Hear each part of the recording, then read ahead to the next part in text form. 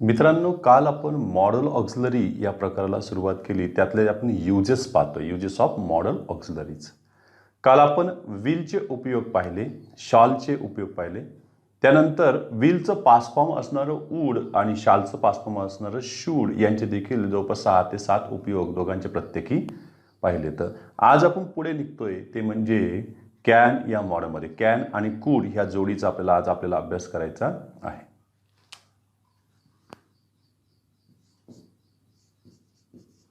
Can हे can plus वर्बच राहणार आहे, लक्षात ठेवायचे. मूळ रूप यांच्यासोबत राहणारच आहे. कॅनचा पहिला जो उपयोग होईल तो म्हणजे परमिशन दाखवण्यासाठी. मग आता परमिशन घ्यायची आहे का परमिशन द्यायची आहे, त्याच्यामध्ये सुद्धा दोन पद्धतीने परमिशन यांच्याकडे दिली किंवा घेतली जाते. बघा, पहिलाच उपयोग याच्यातला तो म्हणजे परमिशन. मग परमिशन परवानगी देण्यामध्ये पण आणि घेण्यामध्ये पण यांच्यामध्ये उपयोग तुम्हाला आढळतील. एक म्हणजे सिकिंग किंवा गेटिंग परमिशन. परमिशन मिळण्यासाठी तुम्हाला प्रश्नार्थी वाक्याचा उपयोग करावा लागेल.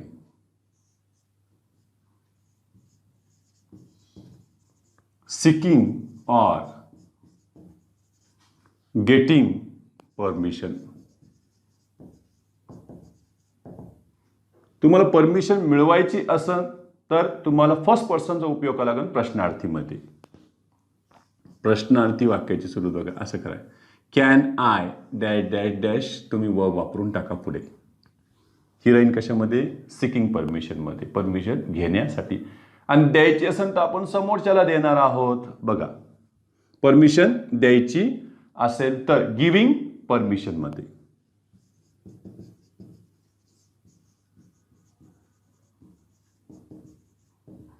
यात तुम्ही सब्जेक्ट समोरचा वापरा, सेकंड पर्सन यू, कॅन, मग पुढे बेस फॉर्म वगैरे वापरा. विधानार्थी वाक्यातून तुम्ही काय करू शकता? परमिशन समोरच्याला देऊ शकता. आणि मागायचे असेल तुम्हाला प्रश्नार्थी वाक्याचा उपयोग करावा लागेल. त्याच्यामध्ये बघा, कॅन आय सीट हिअर, मी इथे बसू शकतो का? कॅन आय प्ले हिअर, आम्ही इथे खेळू शकतो. कॅन वी प्ले हिअर, आम्ही इथे खेळू शकतो का? सगळे मिळून परवानगी मागताय, त्याची तुम्हाला घेता येईल.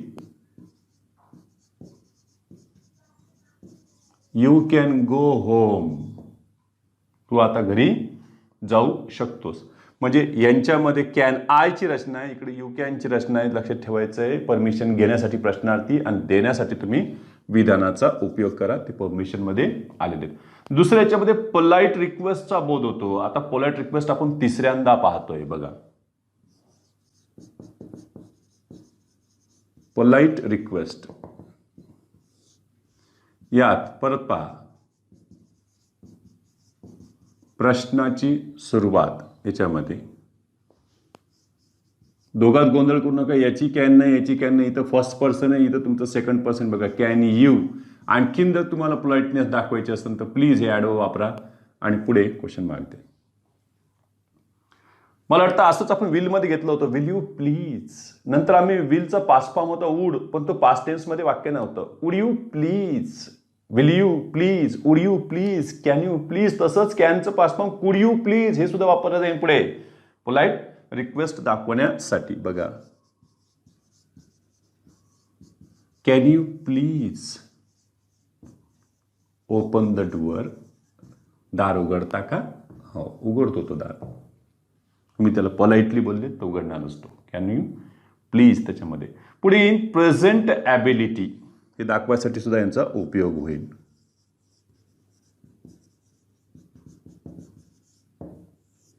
ॲबिलिटी म्हणजे योग्यता,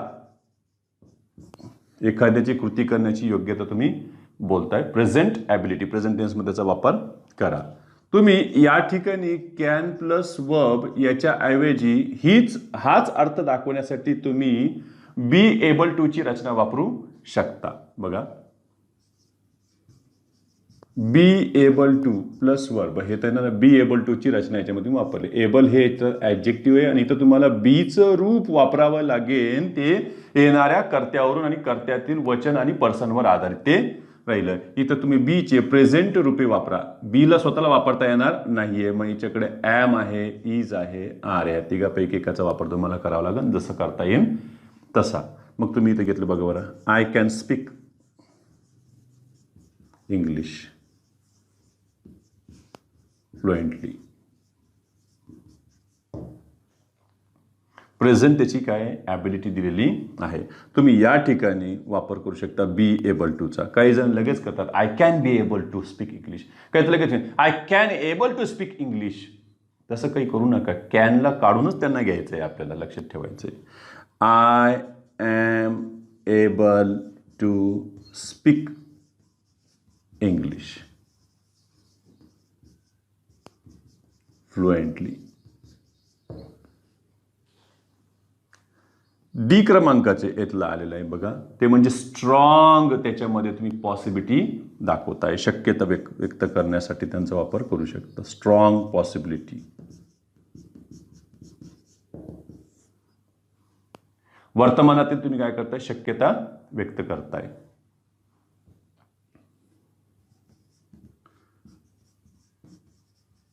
ही कॅन कम टुमॉरो. तो उद्या येऊ शकतो. तुम्ही काय करताय, पॉसिबिलिटी होता. झालं, इट इज पॉसिबल. त्याच्यामध्ये तुम्ही देऊ शकता त्या पॉसिबिलिटीमध्ये. स्ट्रॉंग परमिशनच्या नंतर आपण कॅनलाच थोडंसं नकारार्थीमध्ये घेतोय आणि त्याला कॅन नॉट करतोय बघा. कॅन नॉट त्याला जोडून आलेलं आहे, किंवा शॉर्ट फॉर्ममध्ये तुम्हाला संक्षिप्त रूपात घ्यायचं तर कांट तुम्ही घेऊ शकता. Can not plus verb. याचा अर्थ तुम्हाला प्रेझेंट इनएबिलिटी म्हणून करता येईल. प्रेझेंट इन त्याला काय लावलेलं आहे आम्ही, प्रिफिक्स लावलं आहे ॲबिलिटीला, लक्षात ठेवायचं. तसं लगे इन तुम्ही एबलला लावू शकत नाही, त्याला अनएबल करावं लागेल तुम्हाला जर त्याच्याऐवजी वापरायचं असेल. प्रेझेंट ॲबिलिटीमध्ये तुम्ही कॅन नॉट किंवा कांट ऐवजी परत एकदा बी अनेबल टूची रचना किंवा बी नॉट एबल टूची रचना तुम्ही वापरू शकता. बघा, बी अनेबल टू प्लस वर्ब. काहींना नसन घ्यायचं अंत, ते नॉट एबल असं देखील त्याच्यामध्ये वापरू शकतात. परत बीची रूपे तुम्हाला लक्षात ठेवावं लागेल. एम इज आरचा वापर तुम्ही करा. जसं बघा, I can not help you. अरे मी तुला मदत करू शकत नाही. लगेच तुम्ही याचं करू शकता काय, I am unable to help you. म्हणजे हे जर नकारार्थी गृहीत धरलं तर त्याचा अर्थ न बदलता केलेलं हे काय झालं, त्याचं अफर्मेटिव्ह. म्हणजे हे निगेटिव्ह जर काही धरलं तर त्याचं काय झालं, अफर्मेटिव्ह झालं. याच्यामध्ये कुठेही नॉट वापरलेलं नाही, मात्र अर्थही बदललेला नाही. आपण लगेच कॅन नॉटचं काय केलं, एम अनेबल टू त्याच्यामध्ये वापरलं. तर एवढं स्क्रीनशॉट घ्या काढून.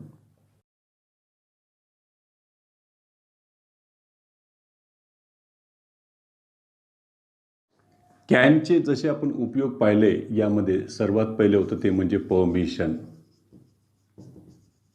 Polite request. त्याच्यानंतर ॲबिलिटी, ती प्रेझेंट ॲबिलिटी होती, आणि स्ट्रॉंग पॉसिबिलिटी होती. या त्यांचा आपण उपयोग केला होता. पाहूया पुढे. तसंच 6व्या मध्ये आपण कूड प्लस वर्ब. कूड असो किंवा कूड नॉट असो, आपण त्याच्यातून अर्थ लावणारच आहोत. बघा, कूडमध्ये पहिला जे उपयोग येईल, आता इथं परमिशन मागण्यासाठी जसा उपयोग झाला आहे तसं यांच्याकडेही येईल. बघा बरं, पहिला उपयोग येतोय परमिशन घेण्यासाठी, म्हणजे सिकिंग परमिशन किंवा गेटिंग परमिशन.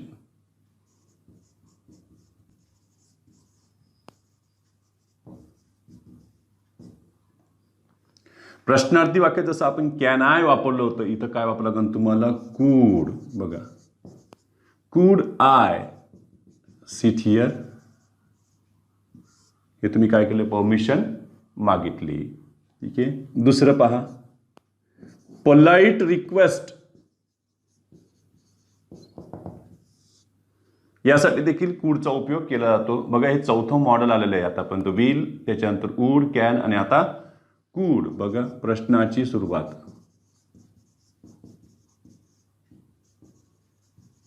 कुड यू, आणि ॲडवर्ब याच्यामध्ये ॲड करायचं असेल तर तुम्ही ॲड करू शकता.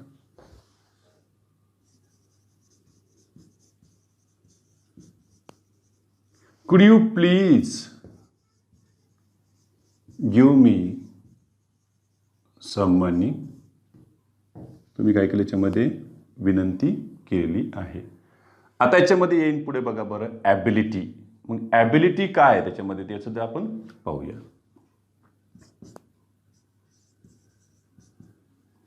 पास्ट ॲबिलिटी यांच्यामध्ये येईल.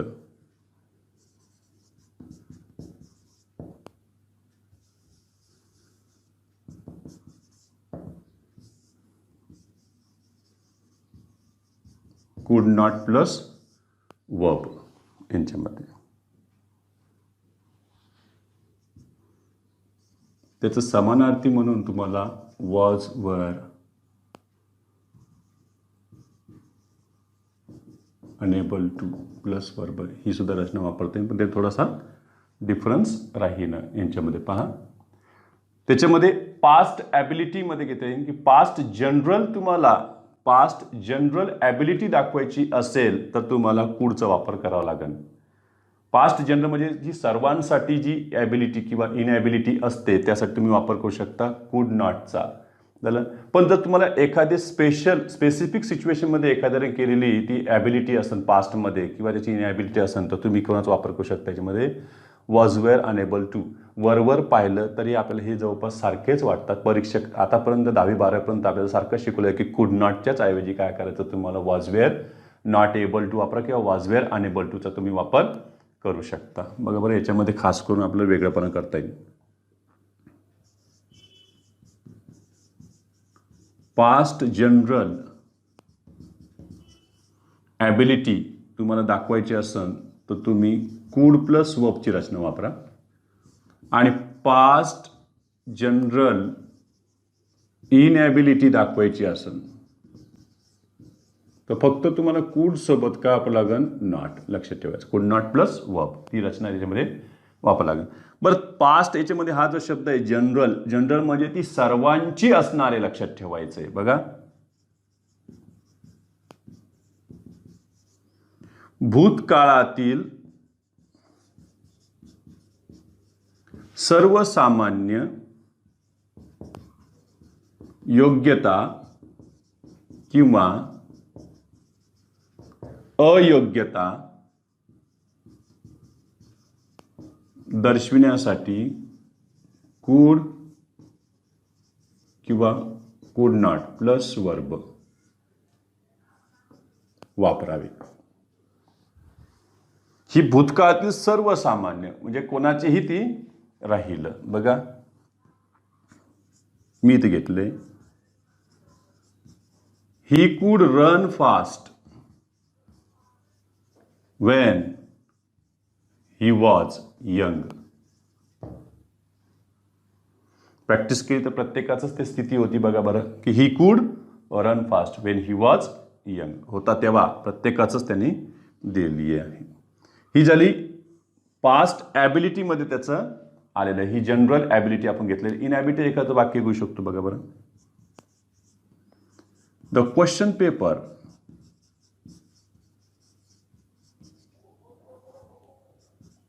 the question paper was very difficult किंवा was so difficult that no student could solve it. Question पेपरच एवढा अवघड होता की एकही विद्यार्थ्याला तो जमला नाही. नकारातूनच आलं आहे. मी इथं कुड नॉट घ्यायच्या जिथं नो स्टुडंट घेतलेलं आहे ते नकारामध्येच आलेलं आहे. म्हणजे याच्यामध्ये त्या प्रत्येक विद्यार्थ्याची काय दाखवलेली तुम्ही इनॲबिलिटी दाखवली आहे आणि ती पास्ट जनरल इनॲबिलिटी याच्यामध्ये आलेली आहे. No student could solve it. मी या ठिकाणी लगेच वॉज वेअरला वापरू शकत नाही. Was were, unable to, was किंवा वेअर, नॉट एबल टू यांची मला इतर रचना वापरता येणार नाही कारण हे पास्ट जनरल ॲबिलिटीमध्ये मोडत आहेत. आता आपल्याला स्पेसिफिकमध्ये बघायचं स्पेशल एखादी स्पेसिफिक सिच्युएशन असेल त्यावेळेला एखाद्याची पास्ट ॲबिलिटी किंवा पास्ट इनॲबिलिटीचा उल्लेख होत असेल तर पाहूया. पहा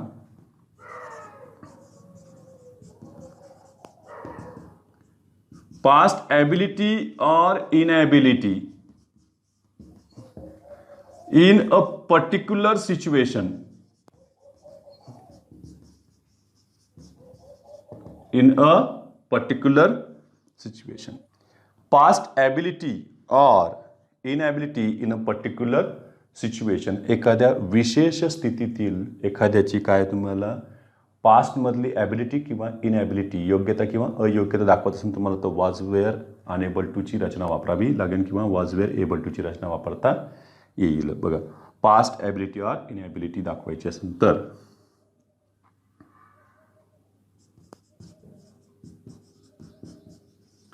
विशेष स्थितीतील एखाद्याची योग्यता, तुम्हाला योग्यता दाखवायची असेल तर वापर करा वॉज किंवा were able to.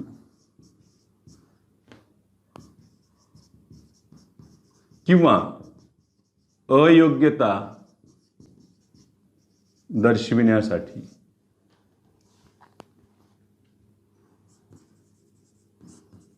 Was were unable to वापर करावा. म्हणजे अशा उदाहरणात तुम्हाला कुड प्लस वर्ब किंवा कुड नॉट प्लस वर्ब वापरता येणार नाही. ते उदाहरण समजून घ्यावं लागेल. आता हेच उदाहरण बघा, तर question paper was so difficult, इतका अवघड होता की एकाही क्वेश्चन पेपर इतका अवघड होता की एकाही विद्यार्थ्याला जमला नाही सोडवायला. पण तुम्ही म्हणता की पेपर जरी अवघड होता तरी मला जमला भाऊ.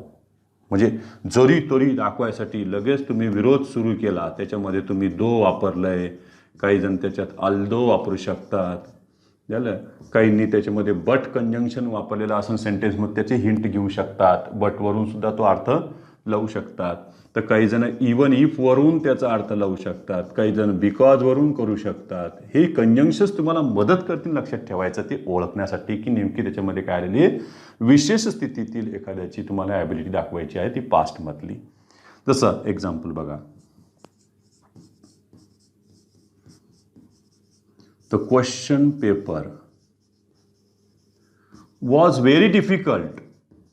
बघा बरं का, वॉज व्हेरी डिफिकल्ट दॅट, किंवा तुम्ही इथं but, was very difficult but I, आता यांनी दिलं बघा बरं, I was able to solve it. याचा अर्थ काय झालं आहे की इतर कोणालाही जमला नाही पण मला जमला. त्याचं दिलं I was able to solve it. काही जण म्हणतील the question paper was very difficult but, मग पुढं तुम्ही देऊ शकता बघा त्याच्यामध्ये काय, but I was unable to solve it, म्हणजे इतरांना जमला पण मला जमला नाही. अशी सुद्धा स्थिती होऊ शकते, एखादी अयोग्यता. झालं, एखाद्या जमतं आपल्याला जमत नाही आणि फक्त आपल्यालाच जमतं बाकीच्याला जमत नाही. हे याच्यामध्ये घेता येईल. हे बघा, पास्ट जनरल ॲबिलिटी, म्हणजे पास्ट ॲबिलिटीमध्ये सुद्धा दोन प्रकार तुम्हाला अभ्यास करता येईल. पास्ट जनरल ॲबिलिटी जर त्याचा बोध असेल म्हणजे सर्वांचीच तिथं जर अयोग्यता किंवा योग्यता भूतकाळातली दाखवली असेल तर तुम्ही वापर करा. सोप्या सोपं जर सेंटेन्समध्ये तुम्हाला though, although, but, even if, because यासारखे जर तुम्हाला कंजंक्शन्स दिसले तर तुम्ही सामान्यतः वापर कोणाचा करा इथं, वॉज वेअर एबल टूचा किंवा वॉज वेअर अनेबल टूचा. तेवढं स्क्रीनशॉट काढून घ्या.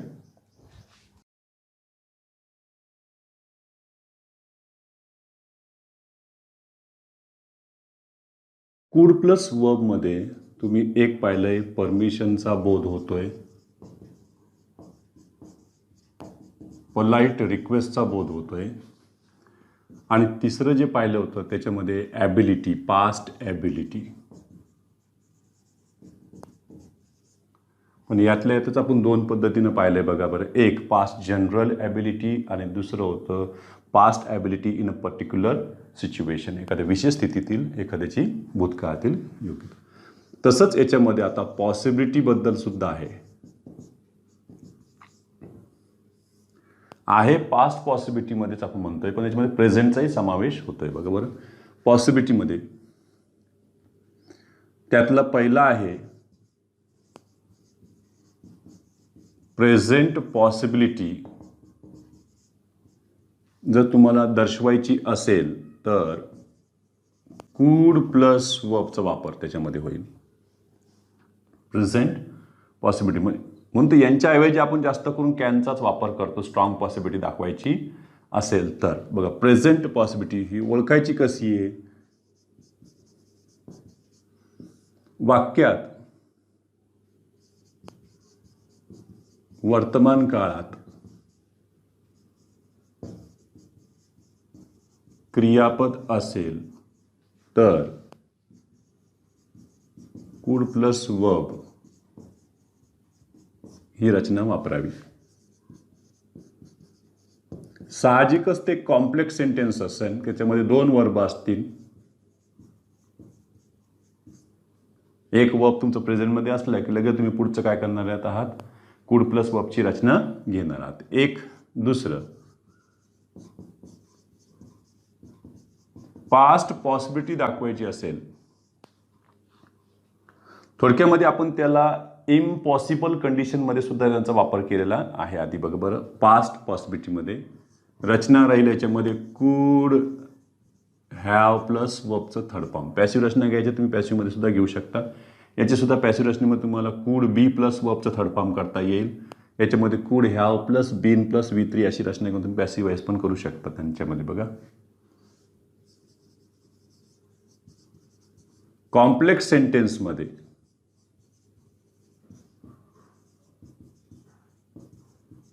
भूतकाळी क्रियापद असल्यास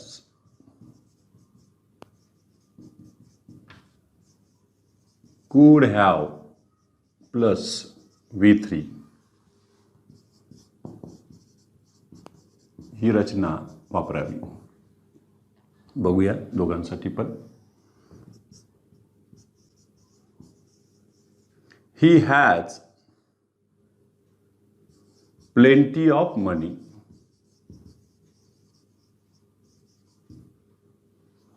हॅज आहे इथं लक्षात ठेवायचं. He has plenty of money.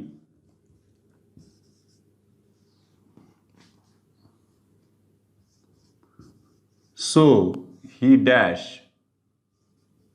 Any luxurious car. महागडी गाडी तो घेऊ शकतो. मग त्याने दिलं बघ बरं, कूड bye,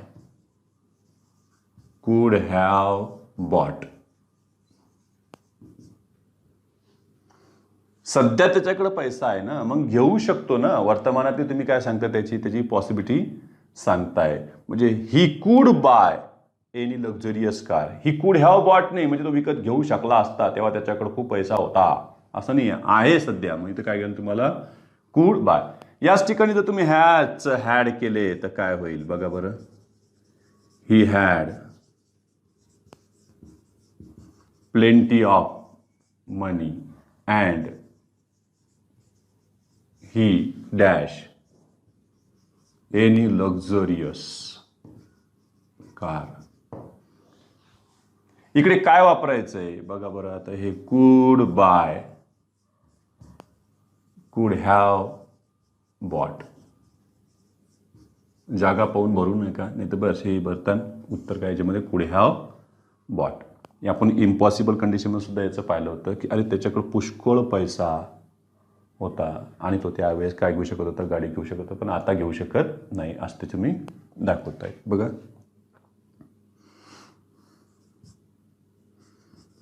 if you had helped हर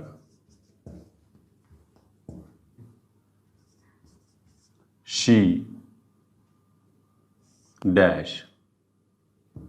मग त्याने दिलं कुड बी सेव्ड.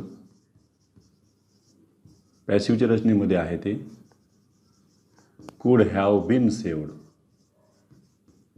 वाचू शकली असती. मग सांगा इथं पास्ट आलेलं आहे. पास्टसाठी तुम्हाला काय घ्यावं लागेल, पास्ट पॉसिबिलिटी द्यावी लागेल. म्हणजे हे कुड बी सेव्ड होणार नाही. उत्तर काय म्हणजे could have been saved. If you had helped her she could have been saved. ती वाचू शकली असती ह्याच्यामध्ये आले. त्याच्यानंतर पुढचा आणखीन एक उपयोग येतोय,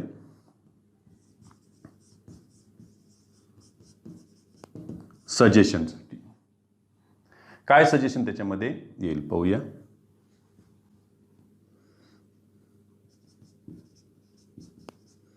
प्रश्नात शाल वापरले असेल तर विधानात सजेशन दर्शविण्यासाठी कूड वापरावे.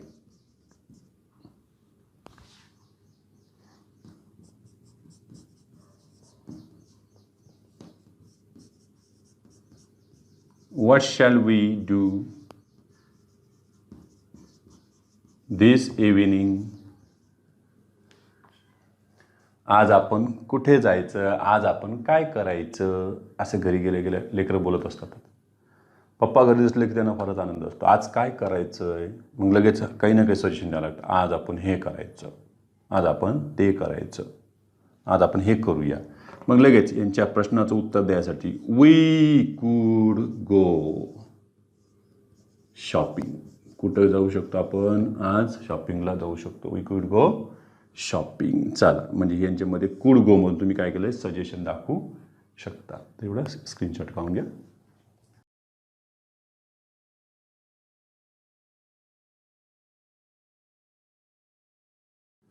पुढचं मॉडल ऑक्झिलरी आहे ते म्हणजे मे.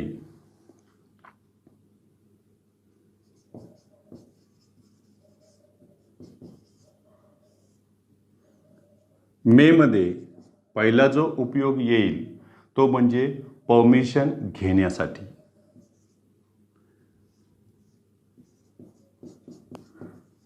Getting permission. परत प्रश्नाची सुरुवात.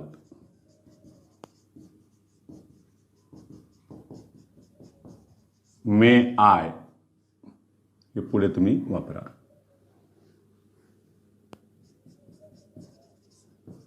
मे आय कम इन सर. विचारतोय आपण एखाद्याला. आपल्यापेक्षा कोणी सुपेरियर असेल तरच आपण हे मे वापरायचं, अन्यथा तुम्ही कॅनचा वापर करू शकता. May I sit here, may I use your phone. मी तुझा फोन वापरू का, त्याच्यामध्ये तुम्ही मेचा वापर करा. चला, दुसरं परमिशनच्या नंतर जो येतोय मेकडं तो म्हणजे लेस डेफिनाइट.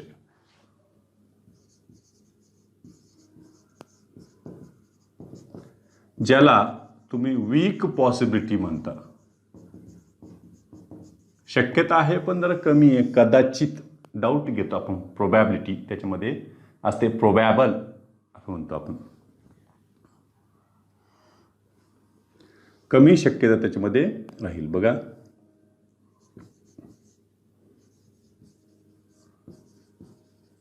ही मे पास दी एक्झाम. तू म्हणता ना की तो कदाचितच पास होईल. इट इज प्रोबॅबल त्याच्यामध्ये दिले बघा. Probably he will pass the exam. कदाचित तो पास होईल, त्या अर्थाने त्याला वापरलेलं आहे. याच्यात लेस डेफिनेट राहील, वीक पॉसिबिलिटी राहील. पुढे यात येईन पर्पज दाखवायसाठी सुद्धा याचा उपयोग होईल.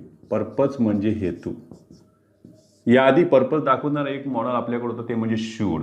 आणि त्यामध्ये आपण काल एक अभ्यासलं होतं बघा की सो दॅटने जर ते क्लॉज सुरू झाला तर त्याच्यामध्ये तुम्ही शूड किंवा शूड नॉट वापरू शकता. पण लेस्ट या नकारार्थी कंजंक्शन सुरू झाला तर त्याच्यामध्ये फक्त काय वापरता तुम्ही, शूड नॉट वापरू शकत नाही. पर्पज दाखवताना बघा,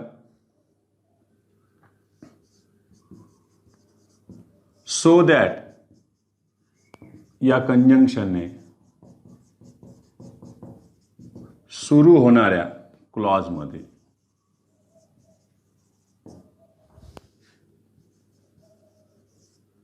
मे प्लस वर्ब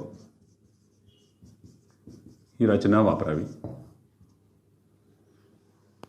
साहजिकच ते प्रेझेंटमध्येच पाहिजे कारण हा प्रेझेंट फॉर्म आहे. बघा, ही स्टडीज हार्ड. कठीण अभ्यास करतोय तो. So that he may pass the exam.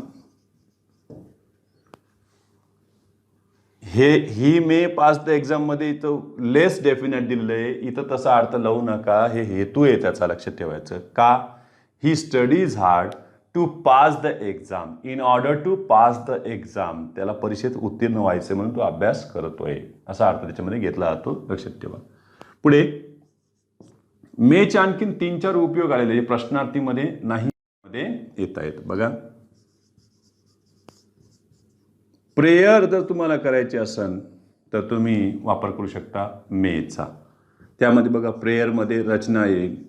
Prayer करायची तर गॉडचा उल्लेख होणे आवश्यक आहे. मे गॉड डॅश डॅश, आता मी इथं लिहूनच टाकतो, may God bless you. Exclamation mark द्यायचं विसरायचं नाही. वाटतं प्रश्नार्थी रचना पण तशी नाही आहे, सब्जेक्टच्या जरी आधी आलं तरी. एक त्याच्यानंतर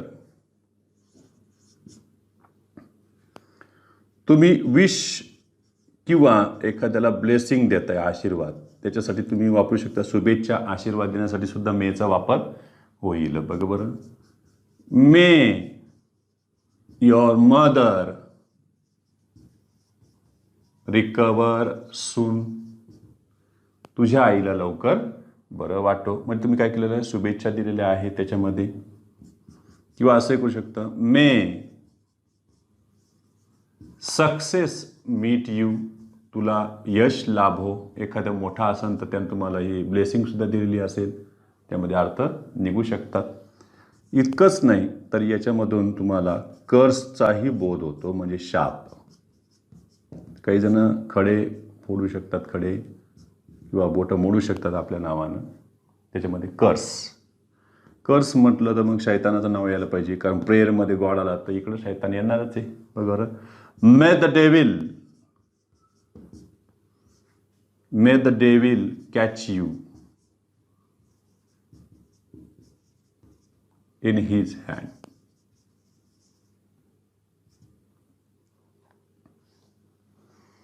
आपण म्हणतो ना मेल्याचा मुर्दा पडो, असं बोलत असतं, ते काही जण बोटं मोडू बोलतात त्यावेळेला. हे बघा, मे द डेविल त्याच्यामध्ये आले. हे झाले याच्यामध्ये मेचे उपयोग. लगेच आपण माईटचे उपयोग तर एवढं स्क्रीनशॉट घ्या करून.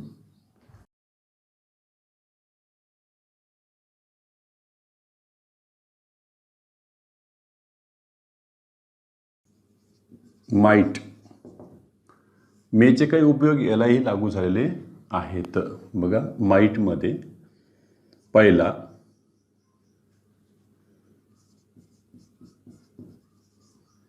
गेटिंग परमिशन, जर तुम्हाला परमिशन घ्यायची असेल तर वापर करू शकता याच्यामध्ये, पण हे फार कमी उपयोगामध्ये आहे. प्रश्नाची सुरुवात, माइट आय.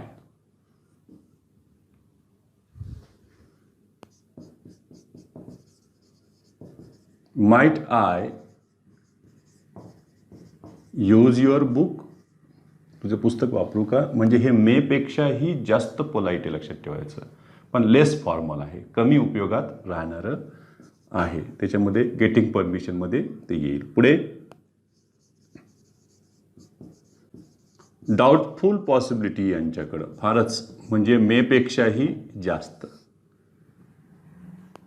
यामध्ये बघा, आपण ही मे पास द एक्झाम घेतले होते आपण. त्याच्यामध्ये समजा जसं जसं तुम्ही तिथलं मॉडेल बदलताना अर्थ बदलत राहतील. मी जे घेतलं बघा बरं, ही माईट पास द एक्झाम,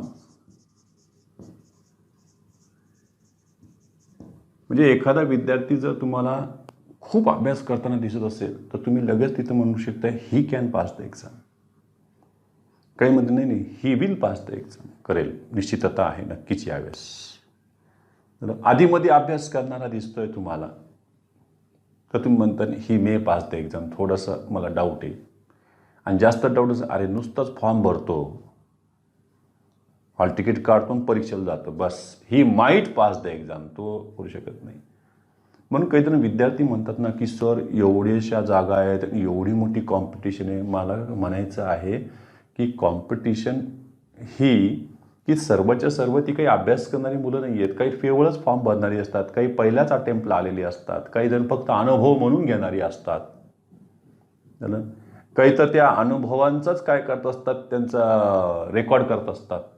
तसं याच्यामध्ये होऊ शकतं. काही जण म्हणतात ना सर STIच्या 50 जागा निघाल्या. माझं विद्यार्थ्यांना एवढंच म्हणणं असतं की तुला किती जागेवर काम करायचं आहे, 50 जागेवर का एकाच जागेवर? एकच जागेवर. मग ती तुझी जागा आहे, बाकीची 49 बाकीचे ते विचार करतील, तू टेन्शन घेऊ नको. झालं. इथं फक्त बस स्वतःचा विचार पहिले करावा लागतो, नंतर बाकीच्यांचा. तुम्ही सगळ्यांचाच म्हटलं तरीही मी म्हटलं 1000 जरी जागा काढल्या तरी 10 लाख विद्यार्थी कॉम्पिटिशनमध्ये असतात. मग सगळ्यांना मिळणार आहेत का? मग प्रत्येकजण आपापल्या परीने काय करतो, एक एक पोस्ट काढून घेतोच. ही नाही तर ती वर्षभरामध्ये जी पोस्ट निघेल आपली ती पहिले काढून घ्यायची आणि ती स्वीकारून घ्यायची. बरोबर. तिला नाही म्हणायचे नाटकं करायचे नाही. एकदा काही नकारा चालला तुमच्या मागं लागला ना तर मग अवघड होईल. त्याच्यामुळं ती पोस्ट भेटली ती लगेच काय करायची, स्वागत म्हणायची आपल्यासाठी. ही माईट पास द एक्झाम यांच्यामध्ये आले. पुढे डाऊटफुल आलं याच्यामध्ये, म्हणजे फारच डाऊटफुल आहे. माईटमध्ये तुम्ही पर्पज दाखवायसाठी सुद्धा त्याचा उपयोग झालेला आहे, पण ते पर्पज पास्टमधलं पाहिजे यांच्यामध्ये. बघा इनडायरेक्ट स्पीचमध्ये किंवा त्याच्यामध्ये वापर करू शकता तुम्ही याच्यामध्ये पास्टमधलं. बघा पास्ट फॉर्म ऑफ मेचा पास्ट फॉर्म म्हणून त्याला वापरलं जाईल. ते पण कोणत्या याच्यामध्ये, सो दॅटनं सुरू होणाऱ्या क्लॉजमध्ये. आपण एक आधी वाक्य घेतलं होतं बघा, ही studies hard so that he may pass the exam, असं आपण घेतलं होतं.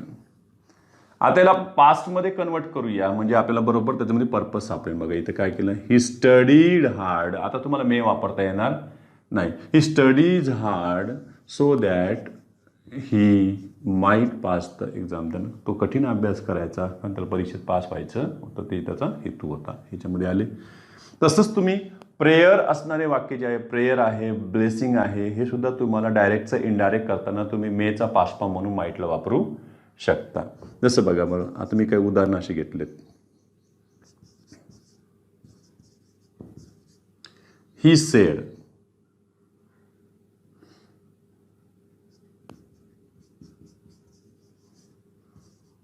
May God bless you.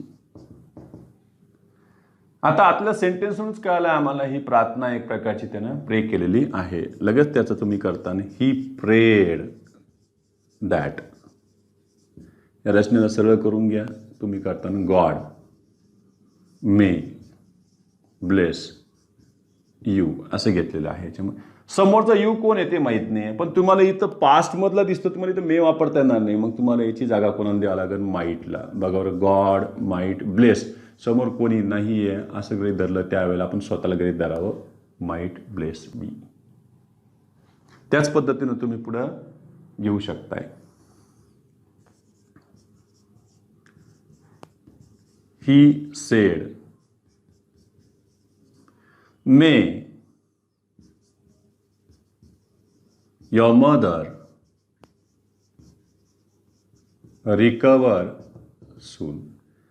आता ह्या उदाहरणातून तुम्हाला एखादा विशचा उल्लेख होतोय, शुभेच्छा दिल्याचा उल्लेख होतोय, तर मग त्याच्यामध्ये ही विश्ड दॅट रचनेला सरळ करून घ्या. याच्यामध्ये युअर मदर म्हणजे इथं माय मदर, दुसरा कोणी इथं आढळत नाहीये. माय मदर. मेचं तुम्ही काय घ्याल याच्यामध्ये, माईट रिकवर सून.